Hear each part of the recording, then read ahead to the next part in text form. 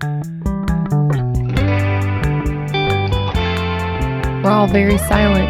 Yeah. We're just in awe of that season premiere with Yeah. just left us speechless. We are speechless. I'm speechless. Oh, so good. This is our fastest turnaround between season premiere and... I didn't realize that this was a season 7 premiere. What are you talking about? Yeah. Every season is a cliffhanger. And What every would it season be beginning is if the last episode was a season 6 finale? Well, I thought I guess I didn't realize that it was the finale. I thought it was like the episode before the finale. And that You think there's 32 episodes per season? Wait, you thought the big cliffhanger was what was the big cliffhanger then? Yeah. That wasn't a season finale sounding thing to you? I don't know. I didn't pay attention to the episode numbers. I just thought, I was like, oh, okay. There were other two-parters that were in the middle of a season. So, Right. you know. Exactly. Like you had That's the what I Worf, thought. Yeah, but Worf we've on been the- talking about season finales for weeks. Yeah. I wasn't paying all of our attention. memories are getting so bad. Yeesh. Yeah, dude. Yeah. You guys are not good at remembering things. Yeah, man. Listen to I know. Ricardo. Yeah, dude. He knows. Ricardo, He remembers. Ricardo being the one who said, Ricardo's you guys aren't is- good prepared. He's our resident Pepperidge Farm. Yeah, okay. Yeah. Ricardo is surely an elephant. He can always remember anything that's ever happened. Yeah, dude. At any I can tell Star you who Trek. shot Yeah, it's fine. American Ninja, but I can't tell you what I had for breakfast. Yeah. Mhm. You also can't tell me what Kira's first name is. It's a trick question. Kira's Bro. first name? Who's Kira though? Oh, Kira's the. See? Is that Prove not her my first point. name? Prove my point. She's a worm person, so what? She's No. Kira. She's not the worm person. Khaleesi? Something like that? What was her Sure. first name? Yeah, that's great. Fuck, what was Yeah. her fucking first name? Kira Knightley. You're actually There you go. closer, Sarah. Is her first name Akira? So maybe this is a bit of a hint. They do their names like Asians. They put their family name first, Oh, and right. their personal name is Oh. second, but it's something Choi? else. Yeah, Kira Choi. Yeah, yeah. I don't know, dude. Don't Don't drop a fact like that and then walk away, dude. You son of a gun. I'll be honest, at this point, I don't remember the other half of the name. Kira Pira? What's her name, dude? Kira Nerys. Yeah. Nerys. Nice. Yeah, I forgot Nerys. Nerys myself. I would if I had a billion tries, I wouldn't have guessed that shit, dude. You just keep going down all the Asian names. Kira Kim. Yeah. Kira Kapwan. Tanaka. Kira Song. Yeah. I'll be honest, Kira at first Choi. I thought you were taking the piss because I forgot about their naming convention. So I thought you were saying, what is Kira's first name? As in, Kira's obviously her first name. Yeah. And, Yeah. First name in the way that in the Western world they would put that back in the other way, because I'm technically like Chad given Wang versus Hyun, surname. You know, Yeah, not dude. Don't Kwang give us Che. your real identity, dude. We don't want My to know. Korean name. Yeah, I don't want to know that. That's not on. That's the interesting part. This My is like Ocean's Korean 11, name, dude. You my keep that Korean to name- yourself, dude. What? They didn't hide their names from each other. No, what movie am I thinking about? You're thinking about I'm Reservoir thinking about Dogs. Ronan. In Ronan, they don't Oh. tell each other their name. Oh, also Reservoir Dogs. They're like, don't tell That me too. your fucking name. Yeah. Yeah. So, but yeah, my Korean name is not on any official documentation anywhere. So Really? So Yeah, they just it's made one of it those up. Oh, it's just a secret? It's just your secret identity? Your parents don't know? Wait, so it is hidden. Yeah, it is no, hidden. I just said it out loud. It's my No, Korean- Marvin, we're saying... No, but I mean like from documentation. Yeah, I could say Oh, that too, yeah, dude. I guess You know so, my yeah. real name is Tim Timsley. See, I can make that up too. I can make up a Rusty name Shackelford. that You're a it's goddamn name secret that no Korean. one knows. Yeah, it's a secret name that no one knows, and only I know. It's not written anywhere. Dan, what's your real name, dude? What Well, real name? There's Daniel no Dank? real name. Korean name. Korean name. What's your Korean name? Yeah. Korean name. That's what my mind went That's to. pretty good. That's Koreal. pretty good. That's pretty good. What's your You know, what's your real name, Sarah? your soul name. Yeah. What does Sarah stand for? Sarahford? Yeah. It's an acronym of some kind, Yeah. I guess. Oh. Oh, I say Sarah's Oh. short for Secret. Setherby. oh, Southerby. Love it. I like that. Yeah. Like Weatherby. That should just be a Southerby. name. Yeah. Mm-hmm. Why not? Well. Sarantha. we- God damn it, dude. Sarath. This is how we're starting the first episode of the season. People, new listeners are like, "What the fuck are these people talking about? Dude, they're fucking." Well, high new shit. listeners should not come in and Descent Part 2. That would be really bad. What if that's their favorite episode? This is no one's favorite I episode. don't think so. Dude, You're an idiot listener.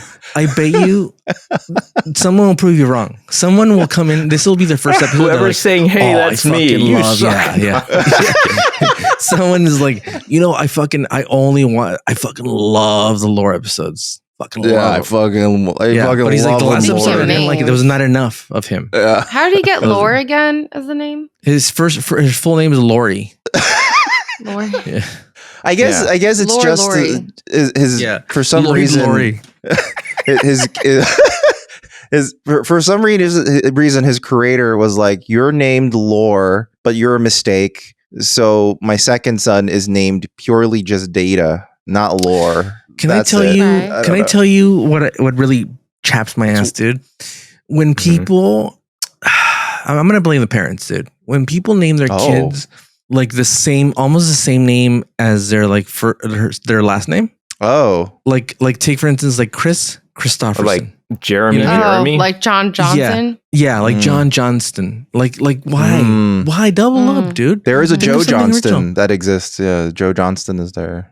Yeah. Yeah. There's also a Jack Johnson. But why, dude? Jack Johnson. Let me tell you, there's no other singer I hate more than Jack Johnson, dude. You know why? I feel like you said that about at least 2 other singers. Okay. Then you know what? He's on my top 10, dude. I don't like the beach. I don't like singing about the beach. When he came out, like that was my worst nightmare. And he would perform without shoes on. Fucking the worst, dude. Yeah. Oh, wait, I'm now realizing he will feature the word toes in his lyrics, and that's fucked. Yes, Ew, dude. really? See, now I turned you. Now you're on my side. Yeah, well, I mean, per Ricardo. Yeah. What is the lyric with toes? Something. There's Yeah. toes in there somewhere. Let me just look that up. Toe days. I don't like that. Yeah. He has a song called Bubble Toes. There you Oh go. no, that's terrible. That's terrible. What? Hell outta here. The lyric goes, Get out of here, dude. it's as simple as something that nobody knows, that her eyes are as big as her bubbly toes. What the fuck is that lyric? That even mean? she's got camel toe eyes. Anyway. God damn it, dude. It's terrible. God damn it, dude. We're going to hell, dude. If See, you're this is almost what we listener, should have left it at this because researching this actually made it worse. Yeah, it made it Yeah, worse. actually- now I'm also on your side. Before I was like, yeah, it can't be that bad. And I was like, You're like, wait, this is bad. Actually, this is far worse than we thought it could be.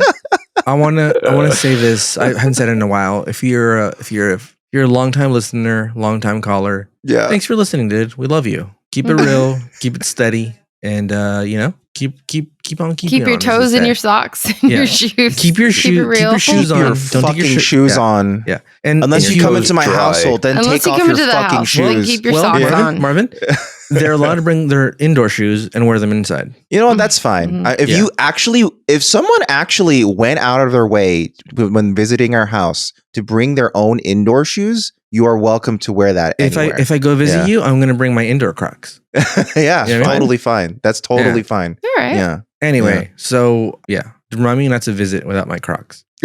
What was it saying? Oh, if you're an old time listener, you're old. Finish You're your a thought, boomer. Ricardo. Thank you for fucking- listening. We appreciate you and we love you. But if you're a new listener, hey, thank you as well. But if you're easily offended, Again, Descent back Part out. 2. Slowly back out, dude. Yeah. And maybe Yeah. maybe go listen to a nice Christian podcast. Again, you suck for starting here. But also, This is Wouldn't not start the here. episode to do this in, Ricardo. Yeah. well, if we're introducing ourselves, we should also say, I'm Marvin. Yeah. No. Marvinson. Yeah, Marvin. I'm Marvin Marvinson? Why Marvinson. commit to this being a first episode for people? Yeah, It this is won't the be. first- Listen, Dan, it's too late. Dan. We've already It's done too it. late, dude. So Well, you Dan. got my name. I refuse. yeah, that's Dan Danson. And Yeah, then Yes. Dan Danson. Dan dancing. yeah. Sarah Sorensen. Yeah. No, that's Sarah Dotier. That's what you would say if we're And going me, by Asgard. I'm Ricky convention. Ricardo. Ricky Ricardo. The famous Ricky Ricardo. Yeah. Whoa. Yeah. Oh, The one that wow. doesn't beat his wife.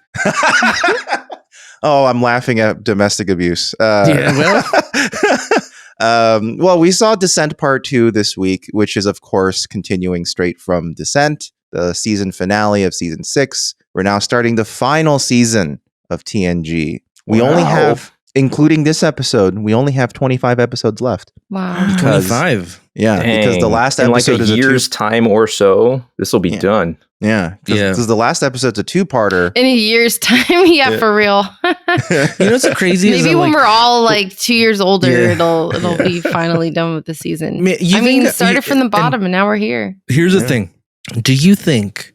Okay, I'll put this out there, and it's a challenge to myself. Okay. Oh my god! Randomly throughout this season of this series, quiz me about names, about things, and I'm gonna try to see if I could retain some information.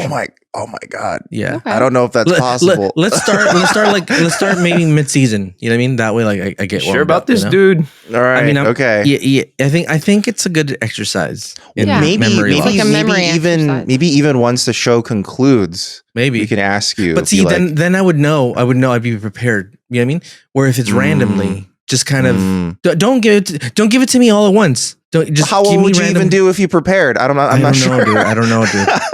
What kind of questions are you looking for? You're just talking like just random anything from the whole show? I don't know, dude. You're not what gonna I'm get those. asking. Just random things like exactly what Marvin said. Like, what is Kira's first name? I see that. You know? Yeah, you would have got me there. Yeah, or what it's like. Who was the half Klingon, half human introduced in the episode, The Emissary, the TNG episode?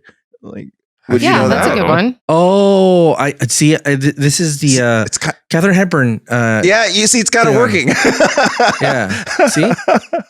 Wait, was that really The Emissary? Yeah, that was called The Emissary. Yes, yeah, which is not to be confused with Emissary, the beginning of DS9. Oh shit! Okay, I didn't realize that there are two so similarly named episodes. See, here's the thing: is I'll randomly remember facts like that, but you know what? I think she's really hot, so maybe that's why I remember her name. Well, yeah, actually, I don't know her name. I just know who she is. She's Katharine Hepburn. Oh, we had to know her name though. I'm sorry. She's part of the deal. Tapatio lady. Tapatio Hawkins lady. All right. So season 3 or so, we have memories from there. Yeah.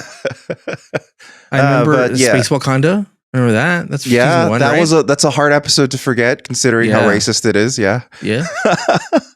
But yeah, Descent aired quite a bit after, or Descent Part 2, I should say, aired quite a bit after Descent Part 1. It's what, 2 months? About 2 months? 3 or about 2 months. About 3. It's about 3. Yeah, about 3 months. It's all of summer, right?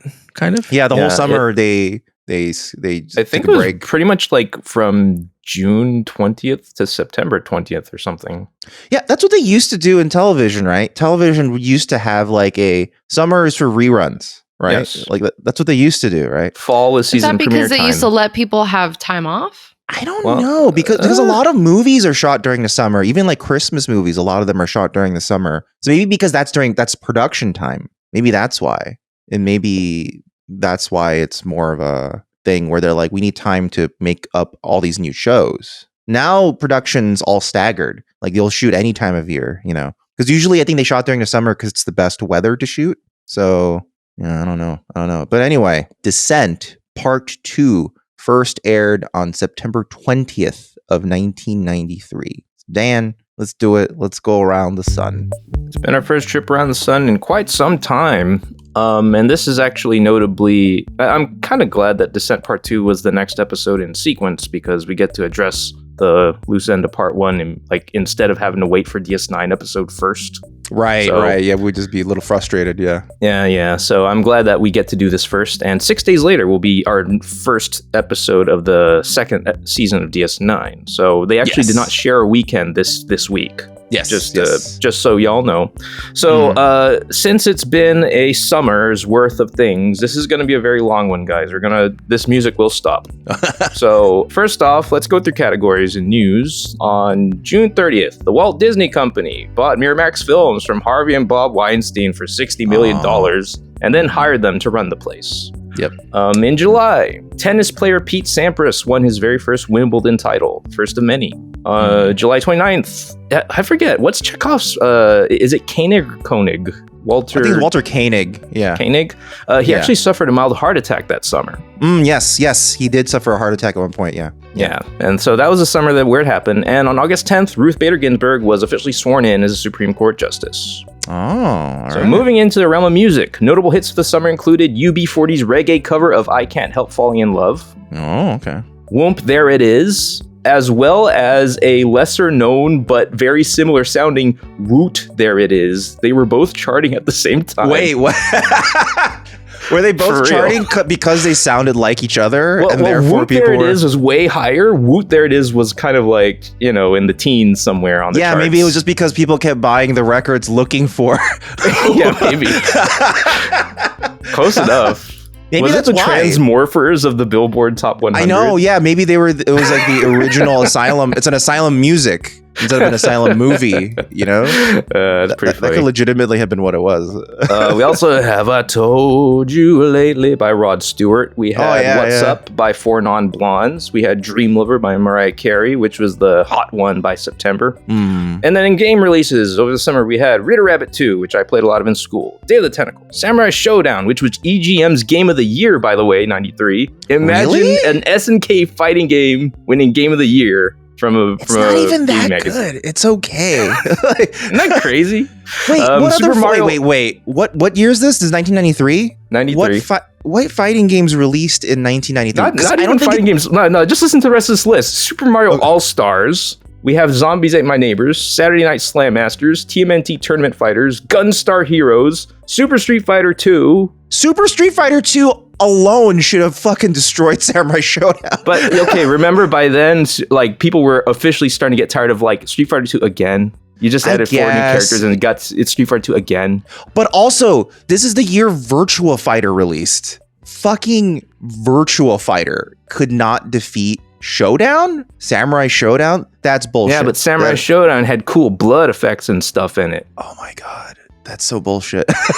That's 93, baby.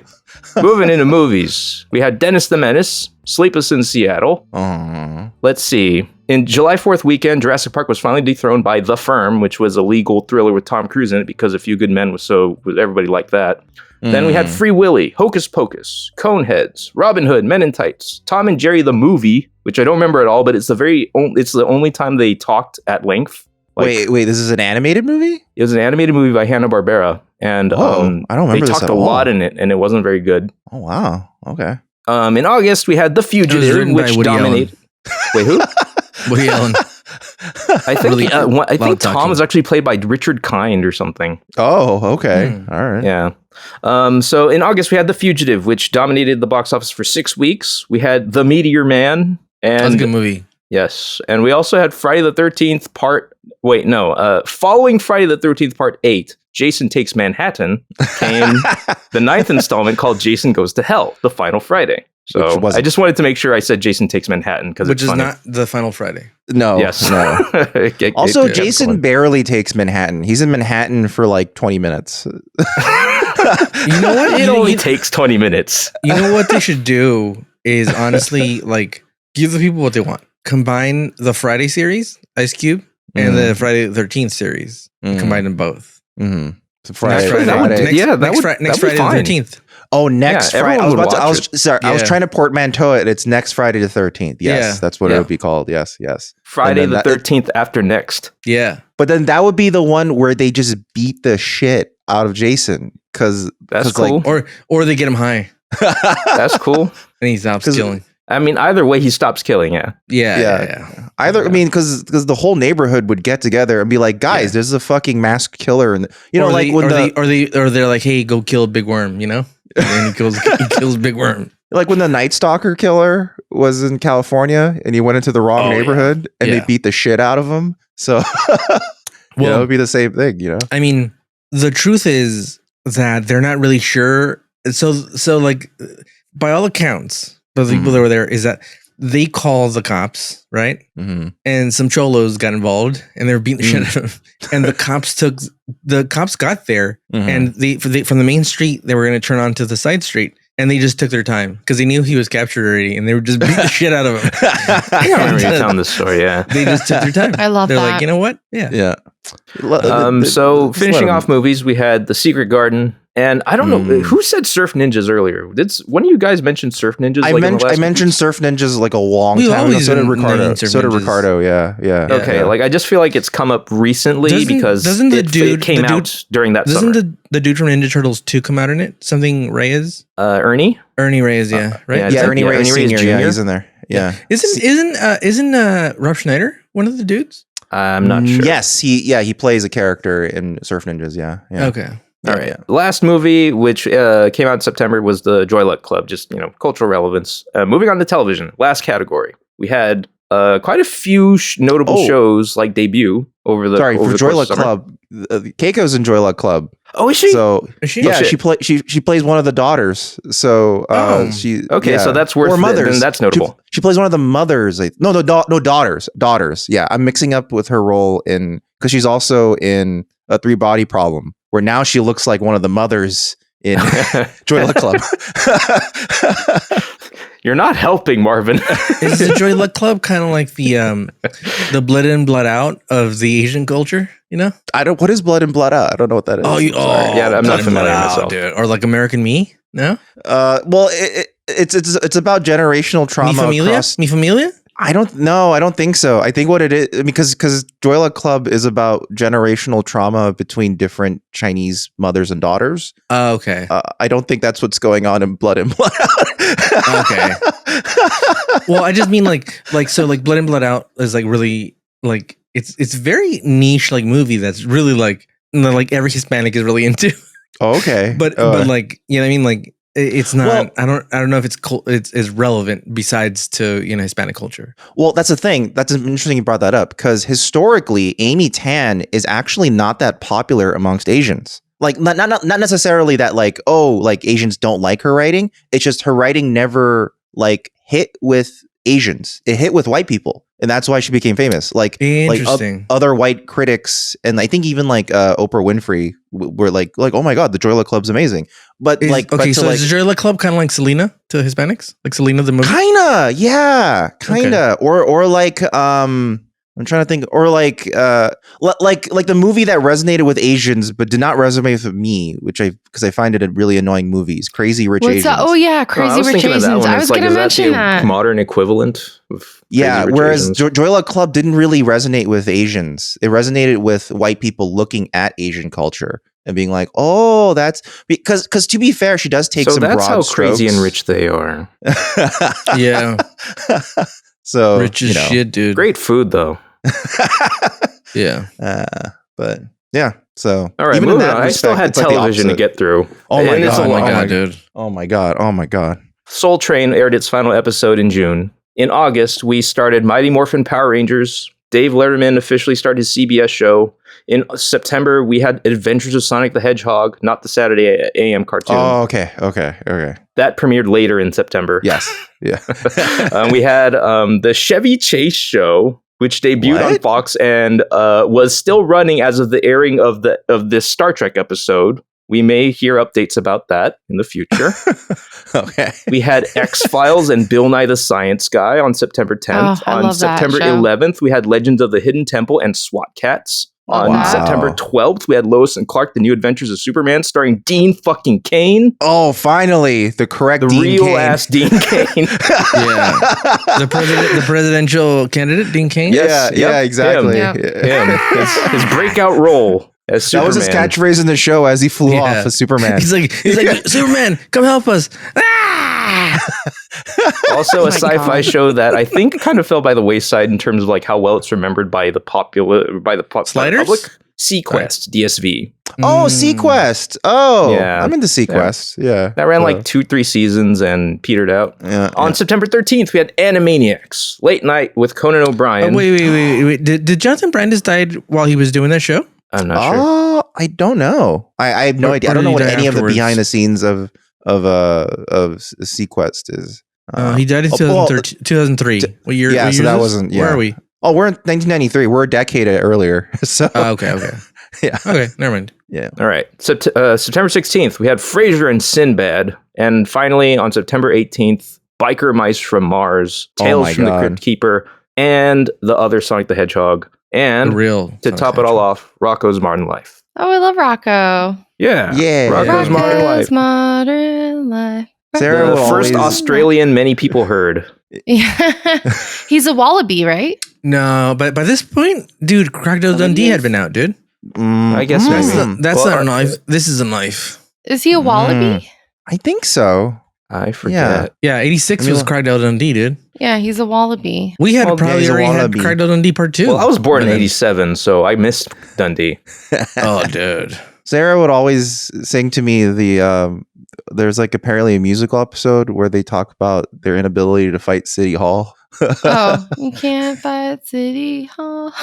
They are big and we are small. Did Rocco's Modern Life ever like utilize They Might Be Giant songs? It feels like they would have at some point, but maybe I'm just I don't know if making Maybe. assumptions. I don't know if They Might Be Giants were even around back then. I know Tiny Toons did music videos of their songs. Yeah, Oh. Rocco's Modern Life is such a good show. I like when they do the sex line one and Heifer does his friend is named Heifer. It's not a kid Right. show, but Right. and he lives in he's a cow that lives above the fried chicken place, I think. in Yeah. the bucket or whatever, I think. Yeah. And Rocco is like a sex line operator, and he goes, "Oh baby, oh baby, oh baby,"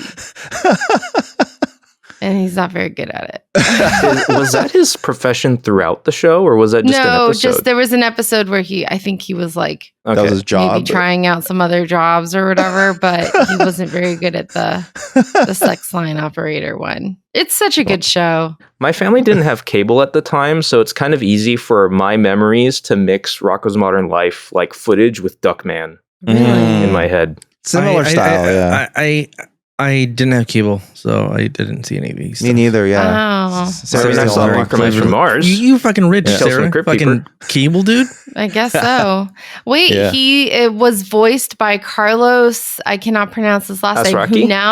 Who now yeah. voices the Taco Bell dog.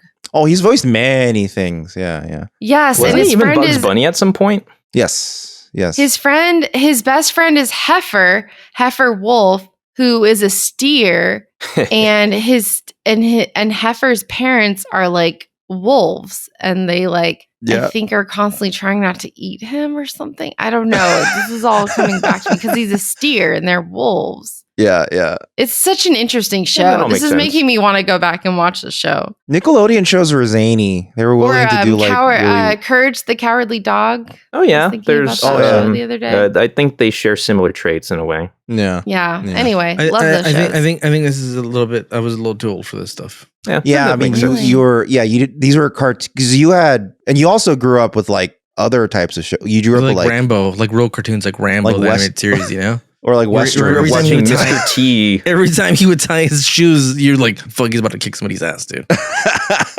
Which I don't know how they made a cartoon out of a rated R movie, which is wild to me. You know, Well, they used to make a cartoons cartoon out of freaking everything, though. yeah, that's true. Yeah. That's true.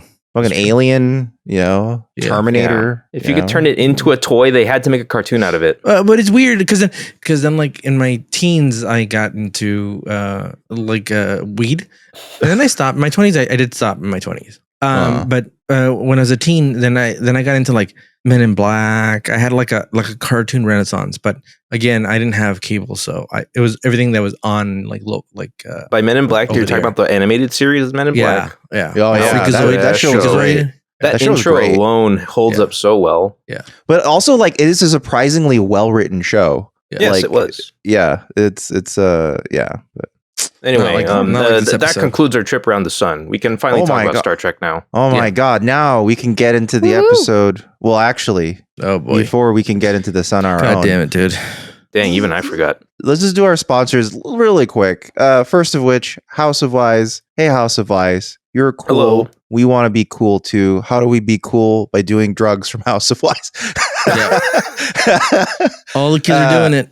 Yeah. All the kids are of age consent kids. Yeah, all the kids who are of age and consenting get Yeah. luxury CBD products from the woman-owned business House of Yeah. Wise. Also, THCA products and pre-rolls, which is pretty Pre-rolls. Get it while it's legal. Get it while it's legal. If you're having trouble sleeping, you're feeling stressed, or you want to have more strength for working out, or you just want to make sure that your dick is hard or your vag is ready to go Yep. for some sex. Get some of those CBD I don't know about gummies. you, but I'm turned on. Yeah. But yeah, head on over to houseofwise.co/newbie Star Trek and use our promo Checkmate code Newbie Star erections. Trek when you check out. If I had a nickel for every time I heard my vag is ready to go. Yeah. You'd Yep. be a very rich man. Yeah. Very rich. Yes, very rich. Yeah, just you look at their products. If you like them, check out with promo code Newbie Star Trek. You get 10% off your whole order. And you know what? Yeah. If you happen to order at least $69 worth of products, that shit's free for shipping. You know what I'm saying? Yeah. That's pretty Get good. wise, get rise. Hey, Yeah. I love it. Get wise for your penis's rise. Yeah. You know? So I'm just saying. You didn't even have Rise- to say that. I like Ricardo's like. Yeah. So again, head on over to houseofwise.co/newbie Star Trek. Use our promo code Newbie Star Trek for 10% off your whole order. Also, sometimes in order to get a rise, you may want to watch some porn. Yeah. Unfortunately, Okay. if you live in certain states, Pornhub doesn't go there anymore. 'Cause You Pornhub was know like- what? I went on a deep dive on this. Well, not a deep dive. I listened to a podcast with the like public relations lady from Pornhub, and she was saying it was a self-inflicted block, which is smart because she's basically like, we agreed like it should be hard for like minors to get onto Pornhub, but also like the way they're doing it is the completely wrong way to do it. Oh yeah, what So they want you to basically she's do. like, we'll block you so you don't have to sign up for whatever sketchy government shit that they want you to sign up for. You know what I mean? Yeah. So just get a VPN. If you value ethical porn tube sites, just hop on the VPN, dude. Hop on, just take a geo flight. It's like a virtual vacation, dude. Yeah. Take a virtual vacation. Yeah. Take a virtual vacation to a freer state where they let you watch porn without you having to input your driver's license into a database. 40 that you years? don't It's crazy. In 40 years, somebody make a movie about this, about people like virtually vacationing to other states so they could watch porn. Yeah. They don't have to make a movie. They can make it right now with ExpressVPN because it's already happening if you use ExpressVPN. Well, that's not the only thing it's for. It also, lets you like... I mean, what else is it, Marvin? Come on, dude. Come on, dude. Who am I kidding? But I'm kidding. I'm kidding. It's for a lot of things. People like blackout, not like blackout. Wait, do we live in one of those? Do we live in one of those states? Do you like to get blackout drunk? ExpressVPN is free. I think we do, Sarah. Is Louisiana one of these states? Yeah, I think they are. Yeah. Yes. Oh. Here's the thing. I don't even Allegedly, know. I'm going to say allegedly by this. Mm. If you have like a sports app that you subscribe to, Yeah. technically, here's a fucking bitch ass thing about this, dude. This really chaps my butt, dude. As much as the fucking naming your kid like the same first and last name. You pay for a subscription, right? You're like, I'm going to pay for MLB, right, to watch the baseball games. Now, because it's the stupid fucking contracts, they won't air certain blacked out like games. But it's like, I'm paying for the service. I should have every fucking game, dude. Just like now, I think NFL, the Game Pass is actually doing it where they'll unlock in every game, which is the right way to do it, dude. But if you are subscribed to a certain sports thing, whether it's racing, Formula One, anything, NASCAR thing, and you're getting blacked out on some of the games or races, this is a perfect way, allegedly, to do it. You geo-hop, you throw it on, and it'll unblock the blackout games. And from what I understand, it wasn't that bad before, right? It's like gotten worse. Dude. Yeah. It's like a thing they started doing. You know what? I who am I? I love these companies. Love fucking greed, dude. Yeah. Well, you know what? You guys want to stick it to the man? Head on over to expressvpn.com/newbie Star Trek, and when you sign up for 2 years, not only will you get 4 months for free, but you'll also get the entire Identity Defender suite, which is this really cool thing that gives you not only a VPN, but you also get a password manager, you get advanced protection blockers, which is like ad blockers and tracker blockers and stuff like that. You get ID alerts that scan the dark web for your social security number, your addresses, etc. ID theft insurance, credit scanner. Credit scanner. Yes, Scarmer. Credit scanner, which is kind of like there be scarmers out there protect your identity, which is kind of like Credit Karma. Yeah, it's kind of like Credit Karma, and data removal services, which is neat because they'll remove your your listings off of those data collection websites. Yeah, this is exactly what Catwoman wanted in fucking The Dark Knight Rises. Yeah, she wanted ExpressVPN. Yeah, all she had to do was subscribe. She didn't have to go fucking beat. In fact, that's what the clean slate was on that drive. It was it was just an ExpressVPN download. yeah. It was just a shortcut to expressvpn.com/newbie Star Trek. He's like, you could have just signed up for free. Like, you idiot. Yeah. You like put the whole city in peril because you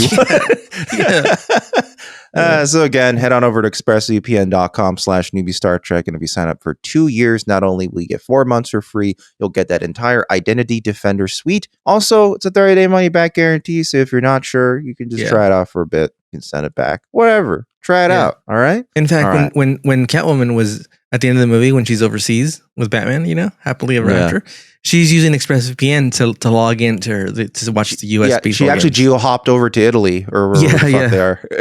That's what they did. Yeah. If only Denise Crosby knew too, then she may not have been killed by the Venom monster. Ricardo, she could have looked up what Venom is. Tell us what happened in this episode. I like to think that wherever she is, she has got one of those Venom horses, and she's riding out. And she actually gained Venom powers that day. Yeah. And then she survived. And she's going to like Asian liquor stores and having funny banter with the liquor store owner. And she says, "We are Venom." I'd see that movie. You know what? We're getting close to the point where we could type that into the computer and it'll make us that movie. Denise Crosby Venom movie in the TNG universe. But do we really need it? That's basically what that Lionsgate guy said. Yeah. That he's saying that now we can get a redo of a movie in 3 hours.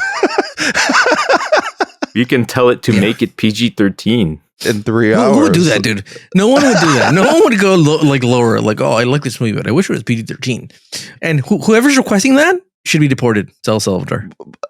I think he's aping off of the success of how the Deadpool movies did super well by making a PG-13 version. And I think that's what he's thinking about. He's like, oh, well, why don't we just do that too? The problem is nobody wants to see those Lionsgate movies that if they are rated R, they don't want to downgrade it. Like Deadpool was this weird middle ground where there was the expectation. Lionsgate, stay in your fucking lane, dude. You fucking pieces of shit, dude. Yeah. You guys have. All right, let's talk about Star Trek. You guys have 0 fucking Lion movies, by the way, dude. I don't know if that's true. Lots of Leprechaun movies. Yeah, lots of Leprechauns. No fucking Lion movies, dude. Here we go. I challenge them to make a movie in the next 10 years with the fucking Lion, dude. Can't do it, dude. And a gate. Yeah. Both those. But the Lion has to own it. Yeah. The people. That could be the name of the movie. Lion's Gate. Okay. So this episode's kind of funky, dude. Yeah. And by little, I mean a lot, dude. Funky is it is trying to resolve 5 different plots at once. Yeah. A lot. It feels happening. very slapped together. Here's the thing is if there's one constant is that if Worf is on the ship, he's gonna shoot a fucking a torpedo, a photon, or whatever it's called. He's gonna fucking shoot something, right? Yeah. But if it's Beverly who's in charge, she's like, she sees the sun, she's got to go into it, dude. I love how this is her signature move now. Yeah, I kind of love this about Beverly. She's like, is there a sun? Yeah, there's a sun right here. Can we go into it? Let's dive in. The girl's like, yeah, I figured out this Da Vinci Code thing and then the other guy's like, you're a goddamn fucking like yellow belt. You don't know shit about fucking yellow belt. He's a real dick about it, dude. What if the rankings were like taekwondo belt colors? Like they invented like a whole new motley crew for her to command for like an episode. You know what's crazy? So what is that ensign's name? Ensign's Tiara? Tate. Okay, Tate. Tiara. That was originally supposed to be Barkley. Really? So Really? They actually wrote it as Barkley, and Barkley was supposed to be it might have worked. Why was it not? He refused. He's like, I don't have my own episode. I'm out. The only reason is because he wasn't available. Otherwise, What? What was he doing? What was he busy doing? I mean, sorry, I'm not available for the first wasn't he in the premiere 18th season by of then? A-Team's over by now, I 7. think. Oh, really? Yeah. This is 1993. Sarah, this guy's a national treasure, dude. This guy doesn't want to be on a fucking B player in fucking Star Trek. To be fair, what did he do after the Was he A-Team? doing something better, I guess? Yeah, dude. What was Dwight Schultz up to? Never mind. I take it back. What was he up to after the A-Team? He's like, I got bigger and better things going on. Yeah, dude. He's probably in the. He played in 1989. Dwight Schultz played Oppenheimer. So he was dude. Oppenheimer before Cillian Murphy was Oppenheimer. He's the original Oppenheimer, dude. I would say that's probably a better gig if I had to pick. Yeah. Okay. Would you pick Oppenheimer or would you pick season 7 premiere of Star Trek Next Generation? He doesn't need fucking Star Trek money, dude. He's got fucking Oppenheimer money, dude. All right. Well, he's also kind of a piece of shit now. So he's is he? So. He's like a super hardcore anti-vaxxer and stuff. So yeah, dude, it's not helpful. You know what, dude? Yeah, I'm glad he's not in this episode. He's probably doing. Let's see, what year is this again? 92, 93. Yeah. 93. He's doing. Victim of Love, the Shannon Moore story. Okay, sure. I mean, yeah. All right. I got one more thought about Beverly as captain. And he's at this moment in time, he's probably filming the Menendez movie of the week. Okay. Yeah. Anyway, so wait, Dan, what were you going to say? Yeah, what were you going to say? So the one thing I really like about Beverly as captain is that her style is all about, as soon as someone suggests something that might work, she just, let's do it. Yeah, let's do it. Yeah. Yeah. Yeah. I mean, she's like, interesting. Let's do it. She's never gonna say no. She's like, let's try it. Let's put her on the board. She's never gonna shoot down an idea, dude. And she also waits way too long to raise shields. Yeah. To be fair, she does it right when she's actually kind of competent. No, but okay, I posit that at a certain point she says raise shields immediately before they're hit, to the point where there's no way an officer actually got the command in and the shields are up. And that might have been why their nacelle got hit, and that's why they couldn't warp away. You guys are looking way too into this. Reckless. No, I just want to point out that Beverly is a very reckless captain, which I actually enjoy about this episode. The thing about Beverly. Let me tell you the thing about Beverly. She's a killer, dude. She didn't give a fuck about anybody. You say that every time. That's not a thing anymore. We just know. Yeah. And so she does. Like she commands the ships, like the other ship's demise. Yeah. She is a killer. Yeah. She's like, let's get one of these solar flares going. Yeah. And she was like, there was a cut line where it's like the other officers are like, actually, I have a way to just escape them. We don't have to kill them. And Beverly's like, no, I want to go with the officer that's gonna. Yeah. He's like, let's do the opposite of that and kill everybody on the ship.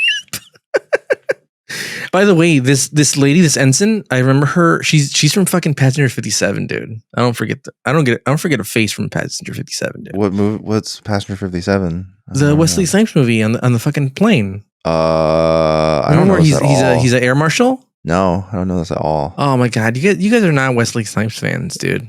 I can safely say that I'm not. Yeah.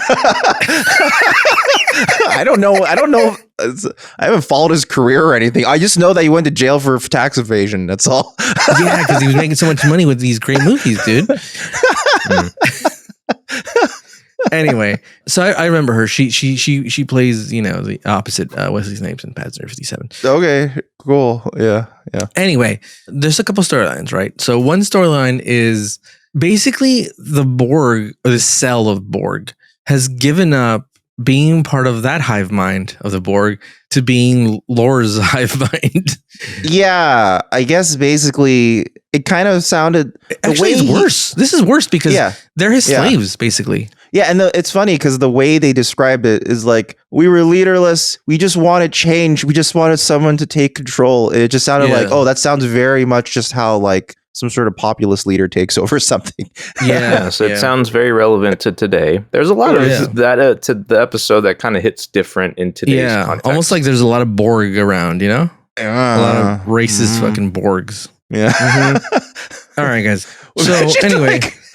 Someone takes over. It turns out Lore's super racist, so the Borg are also like super racist. Yeah, they're like, Jordy. Lore's like, everyone was thinking it. I just put it out into Like, did anyone else kind of like wince a little bit when Laura said, "Aren't you going to say thank you to Data?" Yeah. It's like, what the heck? What? That was in here?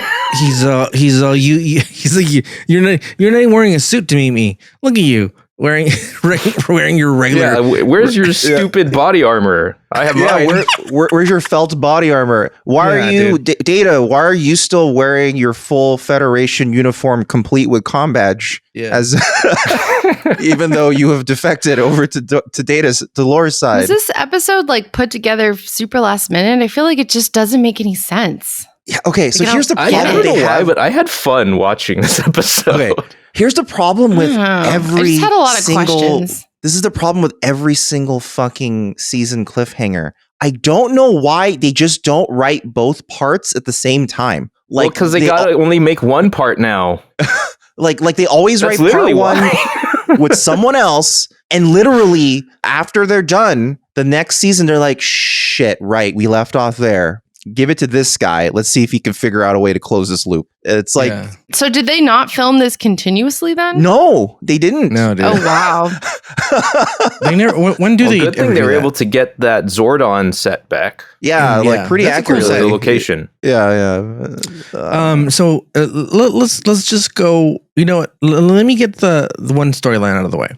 Yeah, just so we don't have to go back, because it's a lot of jumping around, and I like my stories straight, dude. You know, you like here. it straight. Yeah. If Tarantino's doing it, I want to jumble, dude. But some of these don't fucking make any sense. Dude. Straight. Yeah. Let's go with Beverly storyline. So the away team, there's like 5 different away teams. I don't know how many. There's 3. Yeah, they actually sent 3 away teams. Yeah. Okay. Yeah. So Beverly is in charge, which is a horrible idea, you know, because she's like death to all of them. And so, to be fair, she does have some good ideas. Like, she doesn't lose, really. Yeah, she's actually like the way they depict her captaining is just very procedural, very competent. Yeah. It's just like she just says all the things. Yes, but there's no fun. You know what I mean? There's no. Like, well, until she flies into the sun and then shoots lasers at the sun and kills people by shooting lasers at the sun. This is great. So she does become in charge, and she's like if I would dare say it, I think Beverly's the best part of the episode. Yeah, I'm rooting for Beverly to kill. Yeah, you're right, dude. You're right, dude. Like her part is actually like villainizing Beverly for killing. Yeah. I actually agree now with we want her to kill the board. This episode should have been called Beverly Unchained. You know what I mean? Yes. And so Beverly is in charge, and she at one point, right? She's communicating with the ground, and they're like, "Hey, we can't find the captain, Luke Picard." And he's like, and then they're like, all right. And then basically you tell her, hey, we giving you like the information. We've sent it to you. Get it to the Federation. And Beverly's like, I'm going to do the old Space Cowboys thing where if I just launch it hard enough, it'll get to the Federation space. She's like, I'll fucking quarterback a buoy that will have the info, and then I'll go back. Yeah. But she does it for a good reason. Like, basically, like, she's trying to pull we have some no of the reason away to believe teams. that failed. Like, we have no reason to believe that was fine. And even if it did fail, it doesn't matter. She did it herself. Like, she didn't need any backup. She ended up doing it herself. So, I mean, she's like, I'll do it myself. She's like, I killed my husband, and I can kill these bastards. Yeah. Exactly. Imagine how much damage she could do with the Infinity Gauntlet, and she could survive it. You know? Yeah. Like, she has you know enough how like hate Thanos was like within all her. burned up. She'd be like, oh, I broke a nail. Yeah, she could just keep doing it, just keep flicking over and What are we over. talking about? Why are we bringing Infinity Gauntlet into this? I don't know. It seems like something she would obtain and then fuck everybody else up. She would bring back her husband just to kill him again. Yeah. So Beverly's like, okay, I'm gonna get the buoy with the fucking info out to Federation. I'm gonna launch it out there, come back, and save the people that are left behind. I don't know how many people are left, like 40 or 50, whatever. And then she's like, how much time do we need? 60 something. 69, I think is the number. Sounds like the right number. And she's like, hey, how much time do we need to get these people out? And by this point, they're getting already shot by the Borg ship. Yeah. Which they don't really like explain. Cause like I thought, cause the first episode, they were like, okay, there's a new Borg ship. Yeah. It's not shaped like a cube. And it's completely alien like in duck, origin. kind of. Yeah, kind of. And no one knows where it's from. In this episode, they just go, yeah, it's a Borg ship. From like, what? The Borg make like ships now? Since when? Borg. That's like, weird. Another thing that mysteriously went missing in this part of the episode was that like didn't that admiral come out to be like, hey, we're gonna set up a perimeter or something? Yeah, where the fuck are they? Oh yeah. If they went back in the river, the whatever river, the transwarp river, whatever. Oh yeah, huh? Wouldn't the other two ships that were with them be like, hey, what the fuck happened? Yeah, are you guys okay? Where'd you guys go? They'd be like, no, come back with us. Let's go fucking get them. And then 3 Federation ships come back. They could have handled it, dude. Yeah, they could have handled that. You know, two, what I mean? two in the gooch and one in the stooch, as they say. Yeah, they could have done it. But yeah, But here's the thing. So she sends the buoy. Who knows if it gets there? We don't get the conclusion of that. But she's like, we got to go back. We need a minute to get everybody out. She's like, let's shave that time, dude. Like a fucking Formula One fucking pit crew. And they're like 45 seconds. It's like, all right. Yeah. So they're like, okay, if the ship's on the other side, blah, blah, blah, blah. And so they're doing this thing and they get shot because they're playing fucking loosey-goosey with the shields. They get shot and they can't do warp speed. So they're like, I got an idea, dude. Let's get some Coronas and go to the sun, dude. Yeah. And they're like, it's like done, dude.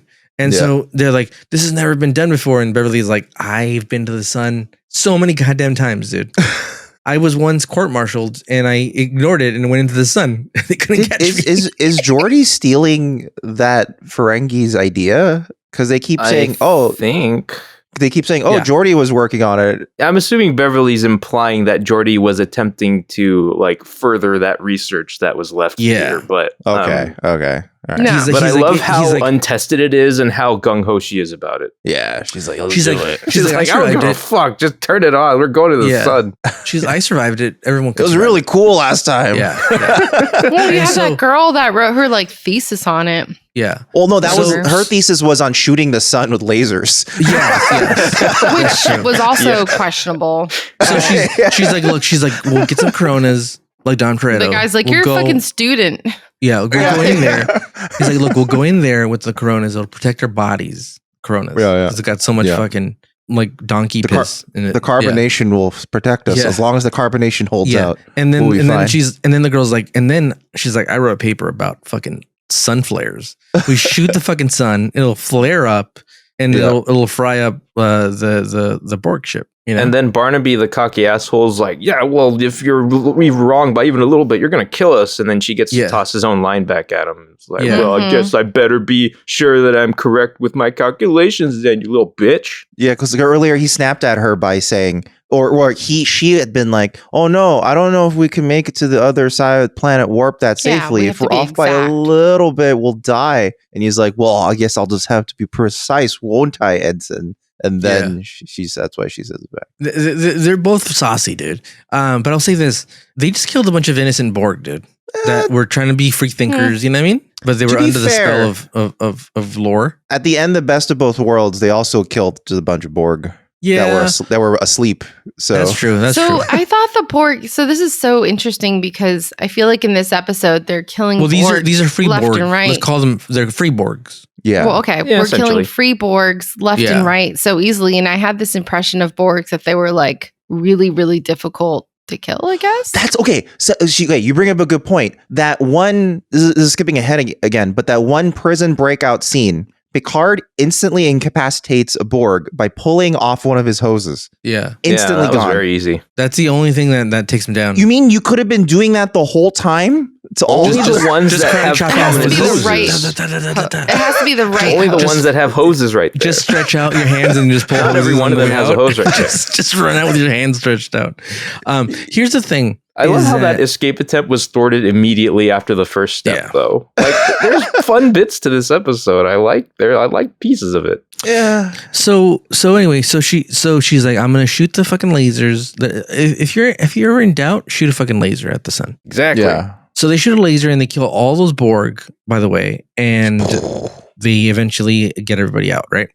But here's the thing. Let's go now back to Picard and Troy and fucking Geordi. So they get captured and they're like, well, you guys are a bunch of fools for coming here. Data's now my pal. You know what I mean?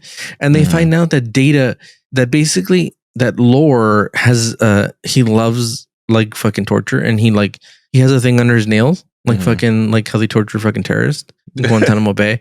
He like lifts his nail and he's got chips. He's got a bunch of fucking controls in there, dude. Yeah. And he's just tapping in. There's like a chip in there. Really there's weird. like controls. Yeah, it's so much It's stuff. a weird thing because he seems to dial like the intensity of Data's emotions up and down, but Data reacts strongest when he takes emotion away. Yeah, he gets all like horned up. That's a really good point, Dan. Yeah, it's really weird. Think about it because it's like a drug. It's like a drug, dude. He's kind of like withdrawals. Yeah, they turned it into a drug like metaphor in that one scene only. But that's the thing. They changed the meaning of what emotions mean between the two episodes, which is why like it's such a huge discontinuity of their own plot. Like in the first episode, the explicit reason why Data wanted to kill again and thus joined Lore is because killing gave him pleasure. Then they explicitly changed it to Lore is feeding him the drugs of emotions. Yeah. That's why he's hooked. That doesn't make any sense based on what just happened. Because he's not feeling good. Even Beverly says, all I see you feeling is anger and hate. I don't. And she's like, and hate leads to temptation, and temptation leads to fear, and fear leads to suffering. Yeah. That was pretty good. And suffering leads to, the dark side, dude. Yeah. Anyway, and he is in the dark side, dude. He's in the second place. Like Get Out, dude. But it's with emotions, little emotions. And then doesn't make any sense. Lore steals Jordy's visor just to be a dick. He's like, take his fucking visor, dude. I want to see what it looks like. Which is great. He's like, I just took it because. I don't really need it. Yeah, he's like Rocket. I mean, that was the first Rocket Raccoon joke. Yeah, he's like a Rocket Raccoon. He's like still like his leg. He's like, we need it. He's like, I got it. What do you need it for? He's like, I'm joking. I just wanted you to take it. Do you think in that scene, I felt like Data understood that was wrong and felt a little bad that he took Was it wrong or was it funny, Sarah? I mean, it was funny, but then he felt bad, like because I felt like there was that emotion. He's like, "Why did you take it?" And he's like, "I don't know." And then he kind of like was like, I think he was trying to play it off as confused. Yeah, but because technically by that point his ethical subroutine hadn't reactivated. So technically, like Laura's comment immediately after is like, we need to configure more of a sense of humor in you or whatever. Yeah. Here's the thing is I'm rooting for the good guys, but I still think that's funny as hell. You know what I mean? I still think it's funny. And then Data's like, okay, Jordy, you're my pal, but I'm going to have to lobotomize you, dude. For what reason? Like they explain it, but like it doesn't make any fucking sense. Apparently the goal is to replace biological everything with like artificial everything. Yeah. Right? Yeah. Like replacing his brain with like android so they're gonna make him Borg, but they already turned Picard into a Borg. Why just not do that? Beyond a Borg. They're gonna turn him into a full robot, like a full android, like nothing organic. Borg are still part synthetic, part I get it, but like organic. Like why not build off of that instead of like, I don't know. It just seems like it's not well thought out, dude. The thing is, they could have tied it back to the first episode if this was actually the source of Data's pleasure. Yeah. Like maybe Data chose to start performing these experiments on Geordi. Yeah. He goes, oh, this feels good to torture my friend. The whole time I would be questioning, like, where is this going? Like, how far can we take this pleasure taking from causing pain before we assassinate Data's character? And that's the thing. Like, the thing is, it's really hard to unassassinate his character from the end of the first episode. I feel like we're already that's kind of where I just made the assumption. Well, clearly everything that is like crucially objectionable to his behavior comes directly from Lore. Like that's like the assumption. Yeah, the only thing they could do, which they attempt to do in this episode, is just go, "Oh, Data, I'm glad you're back." You know, like that was clearly not you. But it's also like that could very easily be him again, very easily. Like I think at some point during our discussion of part one, like I posited the idea that maybe it is like Data's nature that once he has emotions, he becomes a sadistic asshole. I think it's like when Picard got also taken by Borgified. I guess you should say. Like, do we really understand the extent of what's... We don't understand shit, dude. What's been changed? What's been happening? What's real? What's like... I feel like we don't Is his really dick understand. His own dick? Or is it a Borg dick? Yeah. Like, we don't know. We'll never know. Yeah. Did he all feel it? Did he get reverse circumcised? You know what I mean? as a Borg? Yeah, not sure. That's a question. We don't know that. That's a good question. Questions that they don't answer, dude. And I don't know if this is an alpha memory or what it's called. Patrick Stewart canonically is uncircumcised. So, I mean. Yeah, but I mean, like, is Picard, you know? Well, he is a Patrick Stewart is. And Patrick Stewart is uncircumcised. We don't know that, dude. He could be wearing like a wig. For a dick. Yeah, like a penis. Yeah. He just has a hood for his dick. Yeah. Or like an artificial foreskin. Yeah. Could be like he's method, you know? Yeah. It's a cadaver's foreskin. He refuses to wear a wig for the show, but he must wear a wig under his pants and underwear. Okay, reset the foreskin clock. Yeah. They sync it with other ships so they don't lose time. Girl, it doesn't go away. Anyway, God damn it, dude. This episode's fucking so wild. There's a scene where, like, okay, also they sideline like the toughest, characters of this episode, which is like Worf and Riker, right? They're supposed to go in there and like commando this shit, yeah. And they get caught by fucking free Borgs. Like free Borgs. Yeah. People hiking on the mountain. So maybe the other ones are called lore Borgs. Yeah. These are called free Borgs. Yes, these are free Borgs. And these people, it's Tim from the other episode where like they captured him and they freed him and he had his personality. Also, they are hidden in like a cave right below the building. Like, there's no one. Wouldn't the Wi-Fi hit him though? Like the Wi-Fi, like no one just be like, oh shit, they're right there. Like, what the fuck? They're under us. They're literally like a stone's throw from the building. Yeah, like what severs their connection to each other? Like, are they not able to just sense each other around? They didn't have time to explain. Wavelengths. They just didn't have time to explain. Like, it's just that's the thing. There's too many things going on. But okay, for the record though, I really like how they explain what happened to Hugh. Okay, I like what they came up with for what happened to Hugh when he went back. And how it had a ton of negative consequences, and they're trying to figure out what to do with it. Yeah, like unforeseen consequences. I like how they went there. I like that direction a lot. That is neat. Yeah. And I like how Hugh himself has clearly evolved more since the episode that he was. Yeah. He's way more human now. He's way more natural. He's talking like Hugh Grant. There's a scene where Riker and Worf get captured and they're walking through the cave and it looks like Riker's just fucking like hitting the wall. Like he's like bam. Yeah, he is. Yeah. I was like, for what some reason, what's going on, dude? Like, I wonder if he did a couple of takes and he's like, these goddamn fake fucking leaves are getting on my face. Yeah, he's dude. like, God, really how many angry, times are they gonna make us walk through these fucking vines? I'm tired of this shit, dude. He's so angry at them. He's so angry at them. And he's like straightening his shirt as he's doing. Yeah. He's like, God damn it. So Hugh's like, hey, I'm having this fucking existential crisis, dude. Like, why the fuck am I getting up in the morning? Like, he's really going through some existential shit, dude. Yeah. And he's like, all we wanted was was somebody to just tell us to do, like someone like give us some fucking direction. And then Data's like, oh, we're gonna suck out your fucking brain, dude, and like. And Geordi's like, well, I just want you to know that I love you, dude. You're my pal. My good time pal. And he's like, oh, maybe I'll wait a little bit till later to lobotomize you. Oh, we skipped over one part. So a very big important part because they had to reactivate his ethical chip. The reason why he's acting that way is that Geordi knows for some reason that setting off some sort of wave will reset Data. To factory settings. So in that weird escape attempt, Picard grabbed the thing that he knew what it does. And Geordi grabbed the Bluetooth headset off of him. Yeah, he grabbed the Bluetooth headset off of him. He grabbed some AirPods Who knew Picard was like an Ocean's 11 type guy who like was good at pickpocketing people. I love how when Geordi first starts directing him to open up the thing to like find things inside, Picard looks so fucking clueless. Yeah. He rotates a little thing like 3 times. He goes, where do I open this? Yeah, he's like, right, by the way, do not peel the protective film on it. And he's like, too late. Oh shit. Oh, my brand new Switch 2. Yeah. What was it protecting? So anyway, they are able to reset him. And then like he kind of starts acting like back. He's getting like basically like empathy kind of, right? Is that what it is?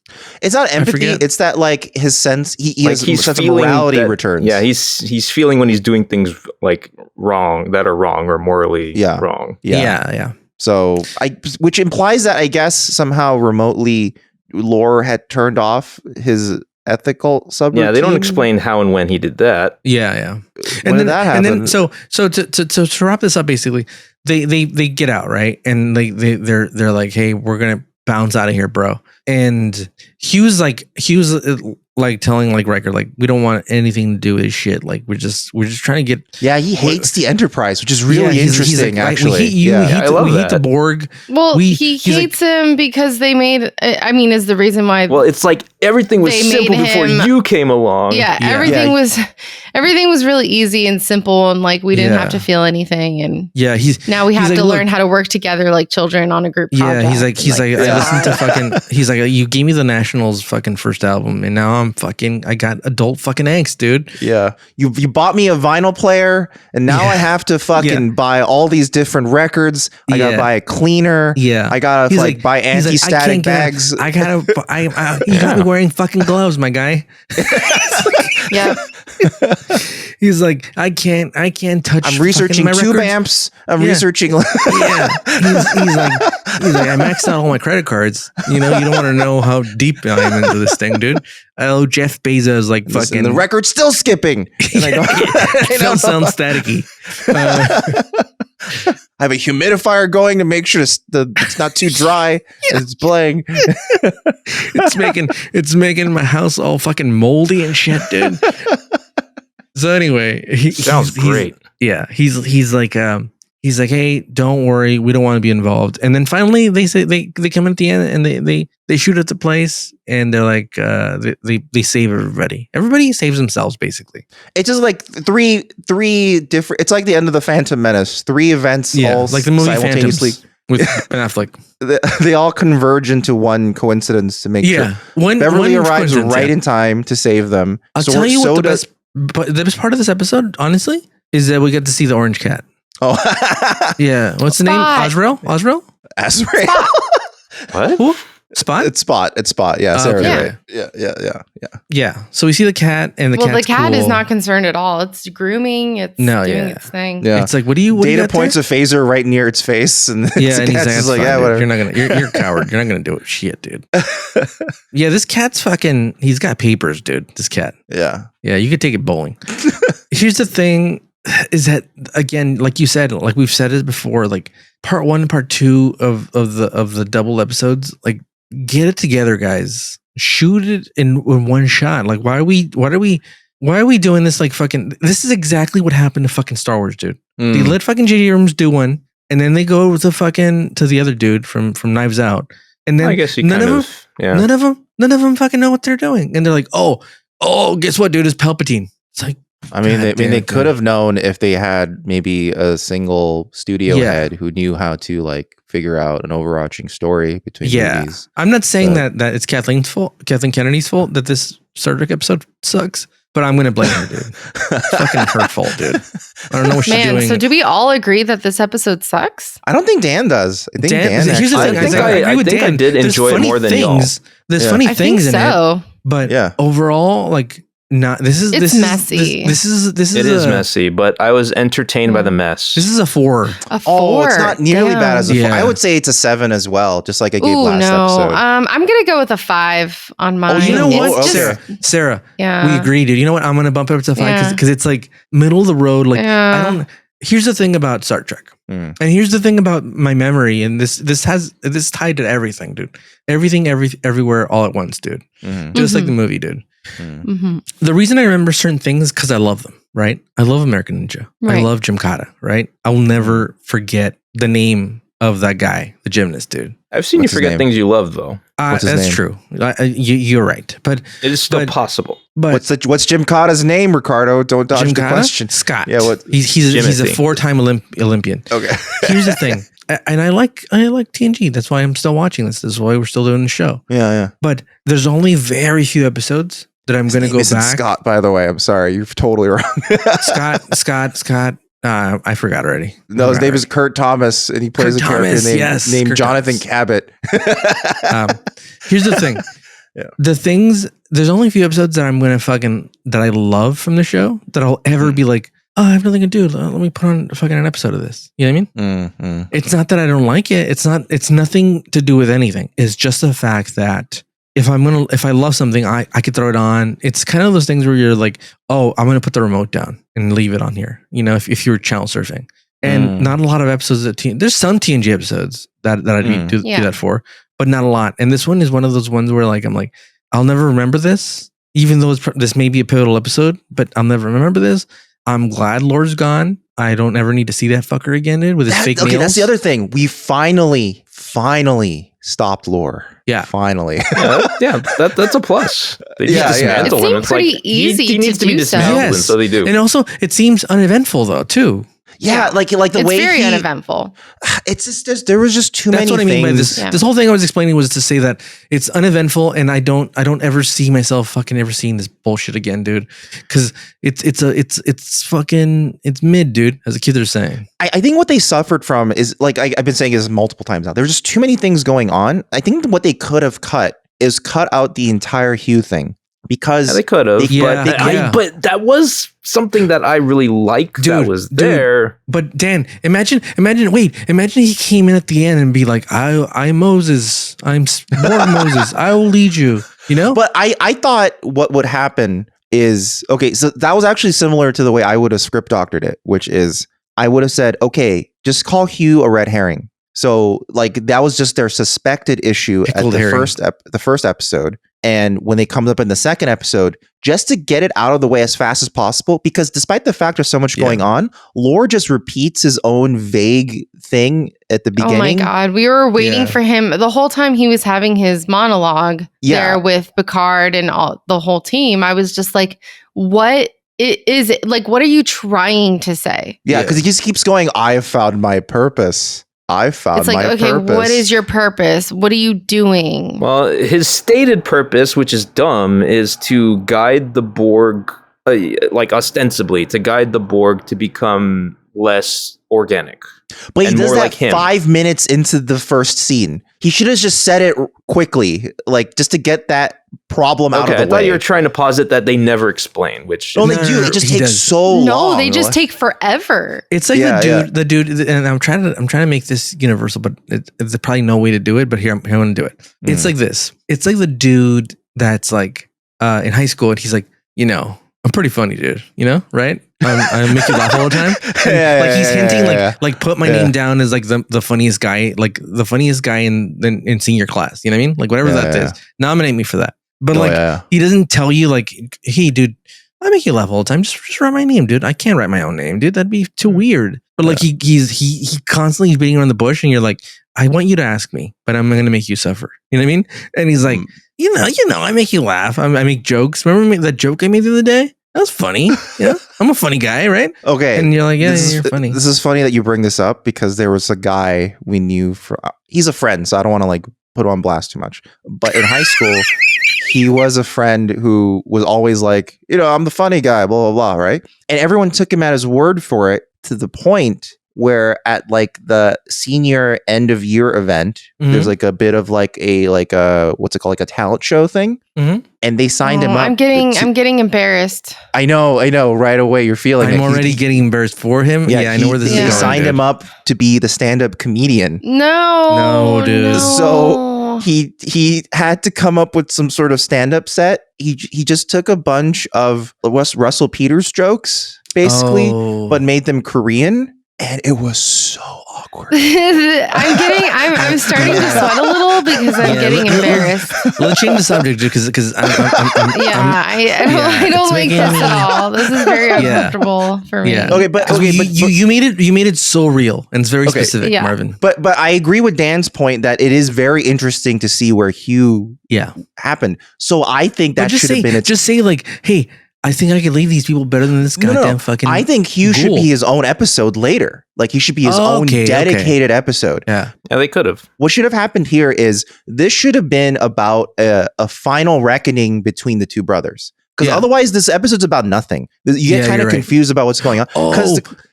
Marvin. So you know what? You know what's even cool is if they would have settled in the right way, settled the brother thing. he dies in a meaningful way or not. Like he dies in a more meaningful way than he died in this fucking episode, right? Yeah. And then the Borg are like, "What are we doing?" And he's like, "Well, whatever you do, why don't you guys stay here and figure it out? Like, we'll kind of make sure no one kind of comes here, and we'll kind of let something you guys figure like it out." that. Yeah. And then they meet Hugh Hefner later on, and they're like, "Dude, you should leave those dudes." There's and a then, colony of Borg there that could really use your help. Yeah, you know, dude. Yeah, that would work. Yeah, and it could have because the explanation really easily could have been Lore came across a Borg ship. They try to assimilate him. He took him over because he's too strong. That could have been it. That's all you needed, really. Like you didn't need the whole like Hugh created a discordant colony where they didn't know what they're doing. Like Lore, you can imagine Lore being able to take over a Borg ship. So like that also makes him seem more dangerous, which makes him a bigger threat, which makes the showdown between the two more meaningful. And then like you could have spent more time building their relationship as brothers and like leading up to this being the Lore's final moments, basically, before they disassemble. They should have done this episode just like Double Impact with Jean-Claude Van Damme. Is that what Double Impact's about? I'm just saying, like, they could have just copied it, where they have to go and infiltrate an island. Like, just curious, in your guys' mind, what do you believe is like the core, like the main conflict between Data and Lore? If you were to like engineer a showdown between them, like what makes them clash? Mine would have been that Lore is all about like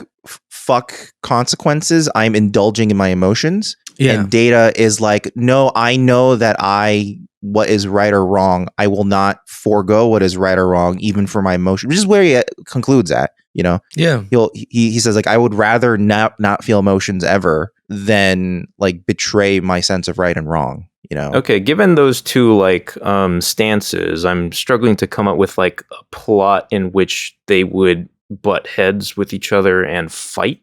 Or well, you could have had a conflict like at the end where like because it basically became like just a really quick fast draw situation at the end. Right. Whereas I feel like it could have had more of like a technically longer fight, you know, or something more interesting as a setup. More of a cat and mouse game. You know what I mean? Yeah, because Sarah was like talking about like, oh, he just runs into the back room once everything goes to shit. Like, you know. Yeah, and he's just kind of sitting there. Lore's such a shitty villain. Yeah, he's like a teenager. He's like, I'm gonna go to my room. He's always been a shitty villain. Yeah, it's like but you could make him better. You know, what, guys? You know what? It's a 4 now. It went down to a 4 for me. But the thing is, I like all the ideas in it. They just need their own shows. That's why it's a 7 for me. Where it's like are you saying they need a spinoff? Called Double Impact? Okay. And then here's the thing. Like the actor, Jonathan Del Arco, who plays Hugh in the episode, he was kind of like, man, I can't wait to see what they do with Hugh now that Hugh is back, you know? And it's like... Oh. Damn it. Now that makes me sad. I know, right? So... That's a bummer, man. Ooh. Yeah. So, but they wasted him in this episode, you know? Yeah. Like... I mean, like, given what we do have, like, that's a cool enough, like, idea that they went with. Mm-hmm. Like, if nothing else, at least they did that. What was your score, though, Dan? You know what? I'm back to 5. Oh, okay. What about Dan's score, though? I'm willing to give this episode a 7.5, which I think I gave the last episode 7.5, like, also. But, like, this one I actually think was actually more fun because of, like... It is more fun, The Beverly captaining... The Coronas. Yeah, and I think I derived some satisfaction from watching this episode because I actually got to see them follow up on some of the things that I didn't trust them to. For instance, when they kept on bringing up Hugh in part 1, I was like, they're not going to fucking bring in Hugh on part 2. Fuck you. Like, Star Trek never, makes good on these promises. Fuck you. And then it did. I was like, oh, great. And they had a good idea for him. And I was like, okay, great. I'm down with this. This is cool. That's fair. Yeah. And we skipped over like this final scene, but when Data and Geordi are in his quarters at the end, and Data apologizes to Geordi about what he was doing, and Data shows him that I have the chip that or I found the chip that Dr. Soong made for me, but it's damaged. Mm-hmm. And then, they debate about whether or not he should ever put it in. And then Jorah's like, well, I don't want you to like dismiss this forever. Maybe someday when you're ready, we can activate this and then show you some holodeck porn. And that's and then that's the thing. Geordi's a very good friend in that scene because Geordi's like, well, this is the thing that ostensibly kind of tortured me and almost killed me, but it's also like your dream. So I don't want I don't want you and to also like and like, you know, being a trusting friend, he wants to believe that Data isn't doomed to want to kill him as soon as he gains emotions. So last week I actually forgot to give the Discord rating for Descent Part 1. You were high, dude.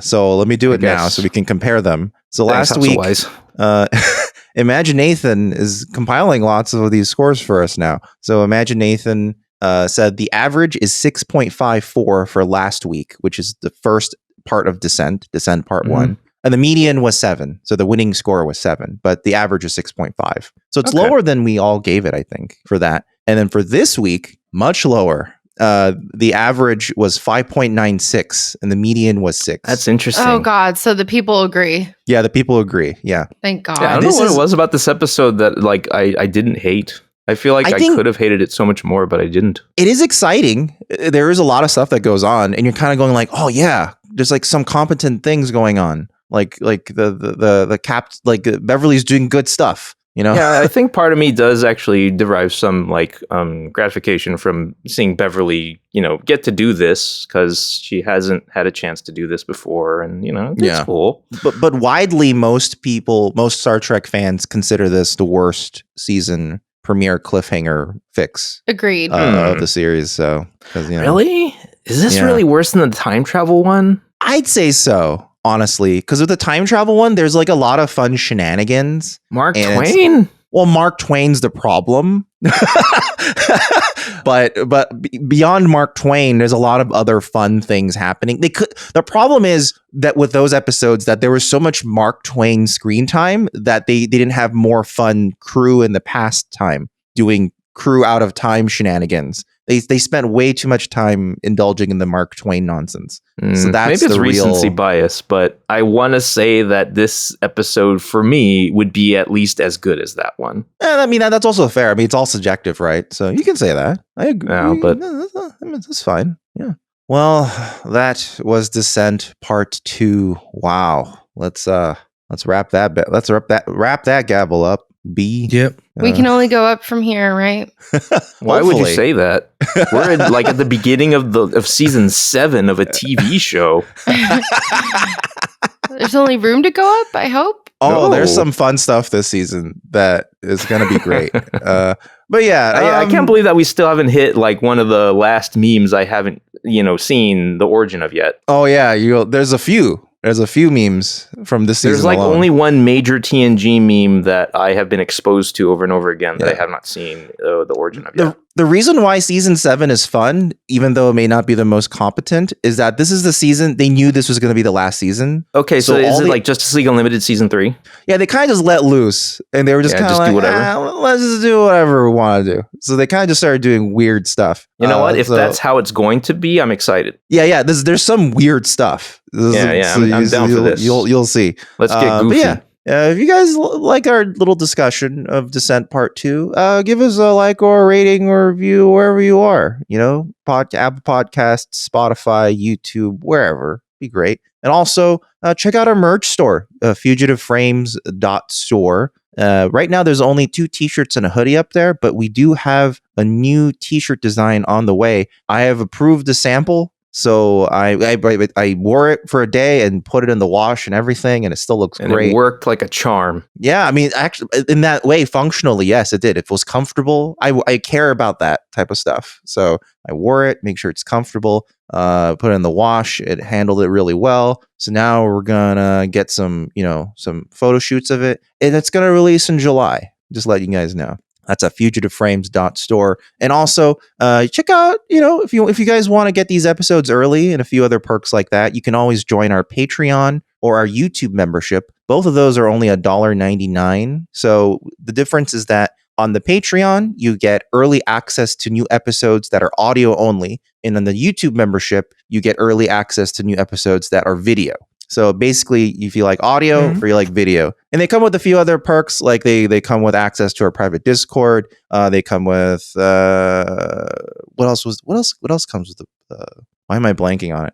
Oh yeah, if you're on the YouTube version has your name in the ticker, and stuff like that. Yeah, stuff like that. So you can just sign up for our Patreon at patreon.com/newbie Star Trek, or look at the links in our description. There's links to both the Patreon and the YouTube membership. Also, I think by now you should be able to just click join if you're on an Apple device on the YouTube app. Hopefully that'll have been fixed by now because Apple finally lost that lawsuit. So and it won't even cost you extra. It will not cost you extra. Yeah, do not pay extra. That's bullshit.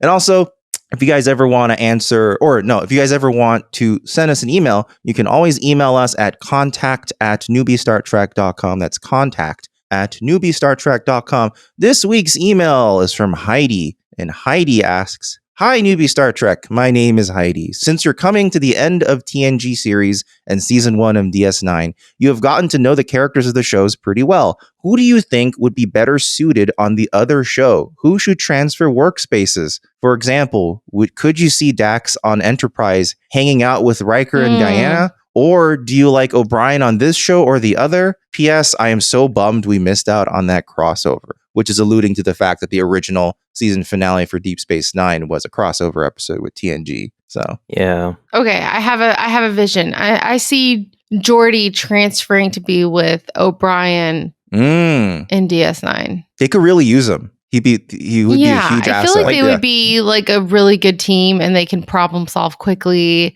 And I think Geordi knows how to have fun. So I think that would be a good transfer. And you'd be like, look at all these hot Bajoran ladies. Oh, maybe I'll finally get a girlfriend. It would be challenging, but it would be really fun. Yeah. And he would be with his friend Miles. Yeah, that's true. So I think that would be a good transfer. That's my answer.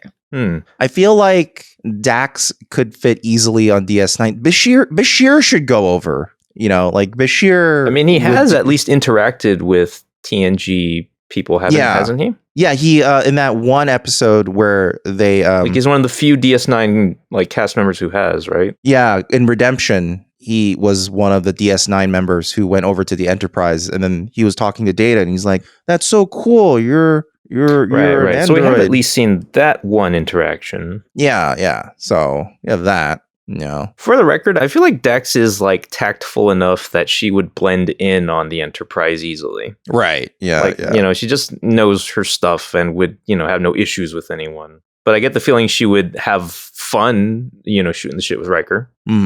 That's true. Yeah. He like Riker would immediately hit on her, and then it would be like a whole thing, and then Right, and and also if it turns out that like, oh, you're a Trill, we met one of those before. Hey, Beverly, hey, check it out, it's a Trill. Oh, yeah, I was one of those with a Trill once. Yeah.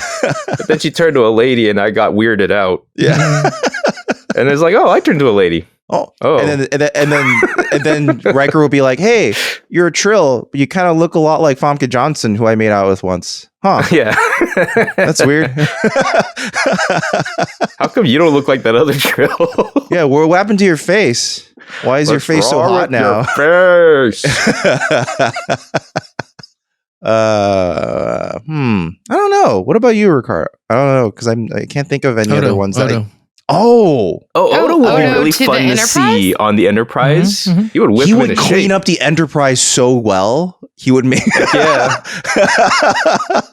he would make sure everyone's doing their job correctly for once. I want Odo and Data team up. Oh yeah, that would work really well. They would be so competent. Oh yeah. And in turn, Data would do really well in DS9. He would help solve a lot of problems there. Oh yeah, you can't put Data there. It's cheating. Yeah. Yeah. That's why they don't have a character like Data on DS9, because they realized it's really hard to write problems when you have Data who can kind of fix everything. So, all right. Well, thanks for that email, Heidi. That was interesting. And you know what? Thank you, Heidi. Thank you guys for listening. You guys want to check out other things we do, head on over to fugitiveframes.com. We got links to all the things we do, including the Would You Stay Tuned podcast, which I still owe you guys an episode for. So, all right. Man, I can't believe that we are on the home stretch of finishing a show. I know. That's kind of crazy. Been years. It's going to be a hot minute, though, because we are still alternating between TNG and DS9. Exactly. So when I said a year, I think that was a fairly accurate estimate. Yeah, you might be right, Dan, which is kind of scary. I'm gonna actually predict a year and a half. A year and a half? Are you serious? Yeah. I think it's a year and a half. Yeah, it's gonna be like a year and a half. Are you fucking for real right now? Be for real. Yeah, it's gonna be a year and a half. Yep. That's what I'm thinking. Year and a half until we're at the end of season 7.